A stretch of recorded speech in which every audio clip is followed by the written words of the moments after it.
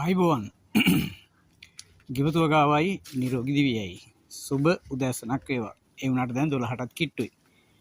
ඔයාලා ගොඩාරියක් අය දැකලා ඇති කුරුඳු ගෙඩි. දැකපු නැති කට්ටියට ගිවතුවගාව නිරෝගී දිවියයි තුලින් මෙන්න තවත් විවිධ ආකාරයකට ඔකට කුරුඳු ගෙඩි දැක ගන්න පුළුවන්. අද කියන්නේ කුරුඳු ගෙඩි වල තියෙන විශේෂත්වය. ඒ තමයි කුරුඳු ගෙඩි තලලා ඒවයි යුස අරගෙන අපිට පුළුවන් සමේ රෝග සඳහා ඖෂධයක් ලෙස භාවිතා කරන්න.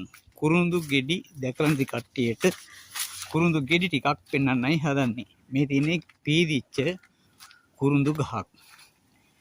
ඒ කුරුඳු ගහේ ගෙඩි අපිට මේ විදිහට දකින්න ලැබෙනවා. ඔය තියෙන්නේ කුරුඳු ගෙඩි. මේවා සමේ බොහොමයක් රෝග සඳහා ප්‍රතිකාරකයක් විදිහට භාවිතා කරන්න පුළුවන්. ඔබේ දැනුවත් වීමත් එක්කම අන් අයට දැනුවත් වීම සඳහා මේ වීඩියෝ ක්ලිප් එක ලයික් කරලා, සබ්ස්ක්‍රයිබ් කරලා, ෂෙයා කරලා යාළුවන් අතර බෙදා ගන්න. ඔබ සැමට ස්තුතියි. තෙරුවන් සරණයි. ආයුබෝවන්.